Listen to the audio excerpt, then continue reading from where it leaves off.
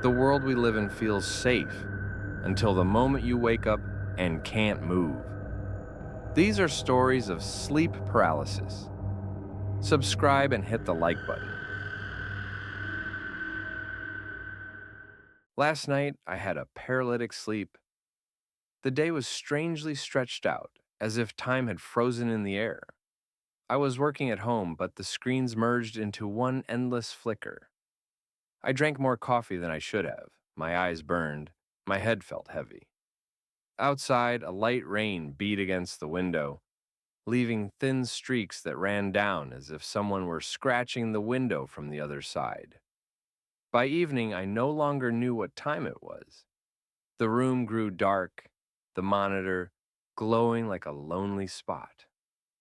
I caught my reflection on the black screen, pale, exhausted, and thought I looked like a ghost of my own life.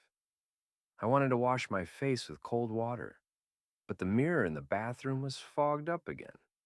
I ran my hand over it, wiped away the moisture, and for a second it seemed that the reflection did not repeat the movement. I stopped. It stood motionless, with a barely noticeable smile. I blinked, and everything returned to normal, probably fatigue. I went to bed late. Everything around me seemed too quiet. The apartment breathed only with the noise of the refrigerator. The light from the street fell on the bathroom door, and a glint from a mirror barely made its way through the crack.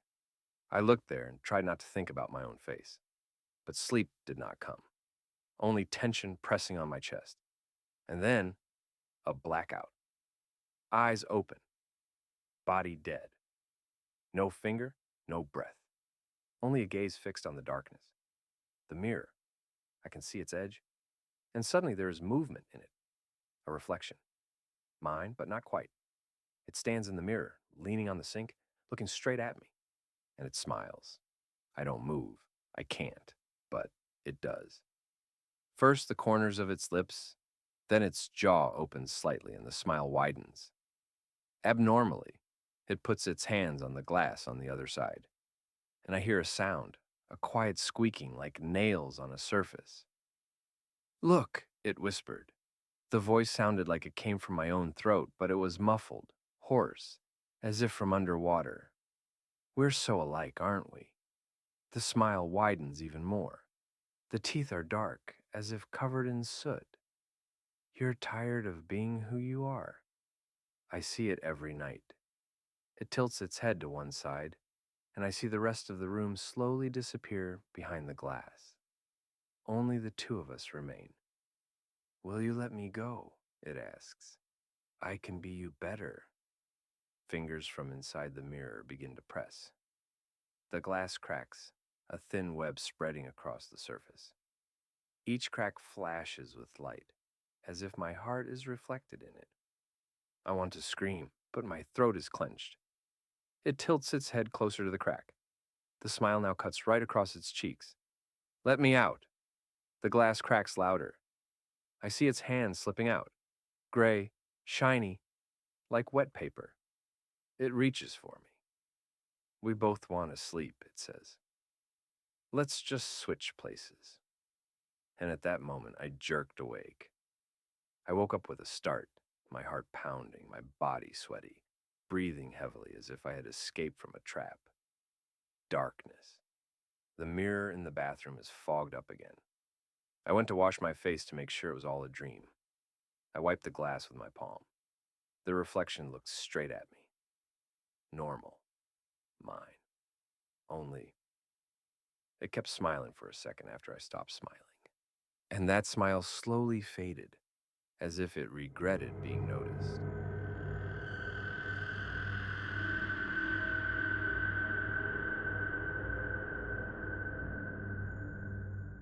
Last night I had a paralytic sleep. The day was difficult, beyond belief. In the morning I had an argument with my boss, then an accident on the road. And all day long, I felt as if someone had wrung me out like a wet rag. In the evening, I fell into bed without even changing my clothes. I just lay there, staring into the darkness and trying not to think. My eyes were closing, my body was getting heavier, and when I finally fell asleep, it began. At first, I thought I had woken up. The room looked familiar, but the air was thick, as if filled with dust. The clock wasn't ticking, the refrigerator wasn't humming. The silence was so profound that I could hear my own pulse. I wanted to get up, but I couldn't. My body wouldn't obey me. And then I heard a sound, quiet but distinct. Scratch, scratch, scratch. From under the bed. At first I thought it was a mouse, but the sound was slow, deliberate, as if someone was scratching the surface with their fingernails. Scratch, pause. Another one. Closer. I stared at the ceiling, unable to move a finger. And then the sound again. Longer, deeper. Scratch, scratch, scratch. It was like digging, slowly, patiently. I could feel the vibration through the mattress. Then, a breath. Barely audible but cold, like air from the basement. The scratching suddenly stopped. Silence. And then, 3 light taps on the bottom board of the bed. And a voice. Quiet, hoarse, right next to my ear. "You're awake, aren't you?" I froze. I wanted to scream, but I couldn't. My eyes filled with tears, but I couldn't even blink. "I hear you breathing every night," he whispered. The scratching started again, this time closer to my head. Something was scratching at the wooden frame, as if looking for a way out. And then, a hand. Thin, gray, with dirty nails.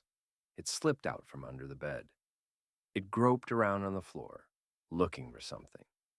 Then, it touched the leg of my bed and slowly began to climb up. Its skin trembled as if from the cold. From inside came a rustling sound like an empty box. The voice again. "Don't move. I want to see what your fear looks like up close." The hand touched the sheet, then the blanket. Something heavy crawled up. I felt the mattress sag at my feet, then the knees, then the arms, and it rose. A face appeared out of the darkness. No eyes, no mouth, just dull, damp skin.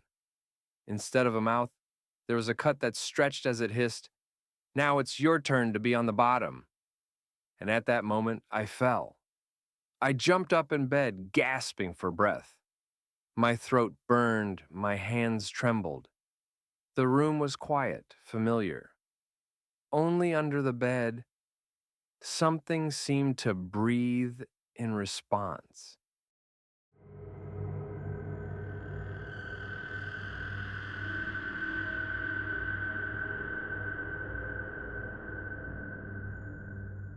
Last night, I had a paralytic sleep. The day was endless, stretched out like rubber. I woke up exhausted.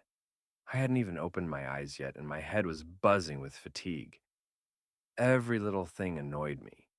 The noise of the kettle, my neighbor's voice, even my own breathing. Nothing worked out at work. The computer froze, my boss yelled. Someone kept asking, "Can I have a minute?" I just wanted to disappear. After lunch, my head started to ache, and the light hurt my eyes. I stumbled home late when almost all the windows in the courtyard were dark. In the hallway, I heard a TV playing somewhere in the neighbor's apartment, quietly but ominously evenly, as if someone had left it on all day, just so they wouldn't have to hear the silence. I turned off the light and undressed in the dark. It felt as if my body wasn't mine. Heavy, cold, alien. I lay on my side. The blanket was cold. The pillow smelled of dust and shampoo. I breathed slowly, trying to calm down, but every breath seemed too loud. And just as I was starting to doze off, something changed. The air became thicker. I felt it moving. At first, I thought it was the wind coming through the open window. but the window was closed. And then I realized someone was breathing nearby, very close, right next to my ear. My body was paralyzed. My eyes were open, but I couldn't even blink. The room was dimly lit, with only the light from the street barely touching the edge of the blanket. And again, a breath, slow, deep, inhale, exhale. I feel its warmth on my cheek. Real, warm, alive.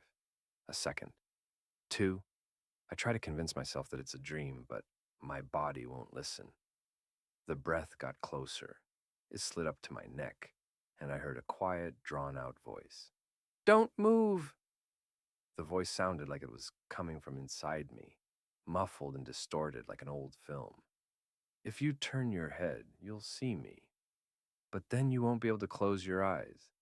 I felt the blanket stir slightly as if someone was carefully climbing under it. Cold skin touched my shoulder. My breathing quickened, not mine, his. "I listen to you every night." A whisper barely audible, almost at the level of thought. "When you turn over, when you look for a comfortable place, you always leave a place for me." Something touched my hair. Fingers. Long, soft, sticky.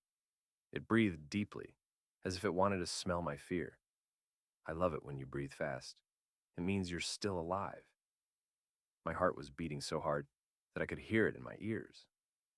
And suddenly, a breath right above my face. I can't see anything, I just feel the warmth, as if someone is hovering a centimeter away from me. "Don't fall asleep." "Not today," I jerked. A scream. Air. Light. I woke up. The room was normal. The window was closed. Silence. I sat there, breathing heavily, trying to figure out where the dream ended and reality began. I listened for a long time. Not a sound. Only my own heart. Only. There was a damp imprint of a face on the pillow next to me, as if someone had been lying there and had just gotten up. And it slowly disappeared, leaving behind the smell of someone else's breath.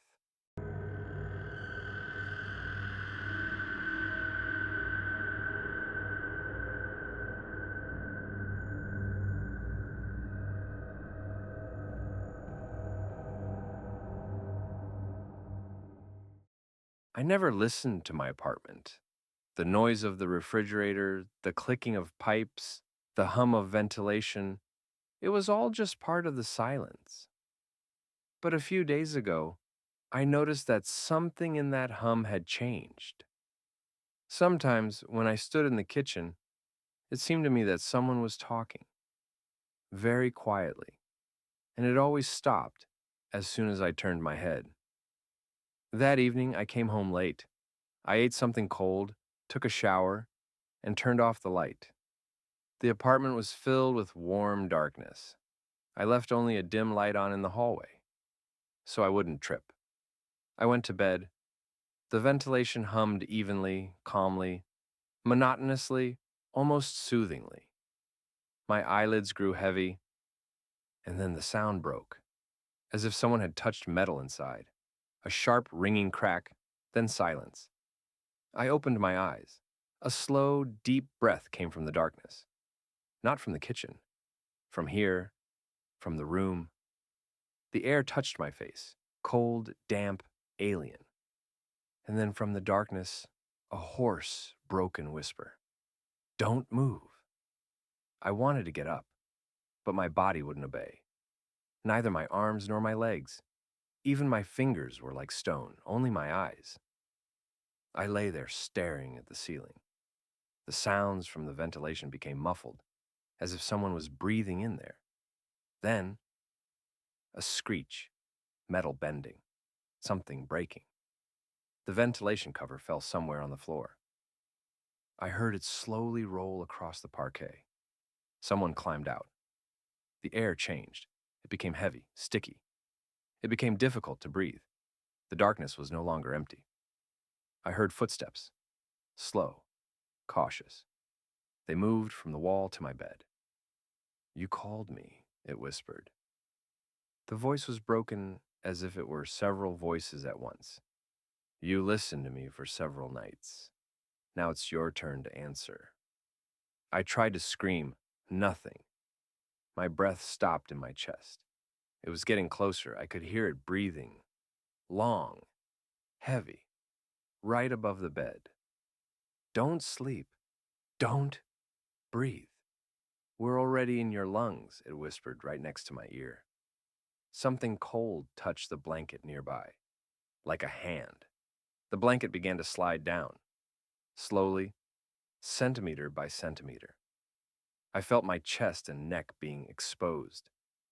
And then I heard a sound, the crack of bone, as if someone had turned their head sharply in the darkness. Then, a long sigh, like satisfaction. It's dark here, whispered the voice, but I can see you blinking. Something hot and wet touched my face. And then, words, different ones. From inside the ventilation, again, from several sides. It's not for air. It's for us. I gasped and woke up. Silence. Light from the hallway. The steady hum of the ventilation. I sat holding the blanket, feeling cold sweat on my back. And just when I wanted to laugh at my own fear, I heard a sound. A slow clanking of metal, as if something was trying to climb out again. Then a whisper, barely audible, from the depths of the grate. Are you still there? Breathe deeper.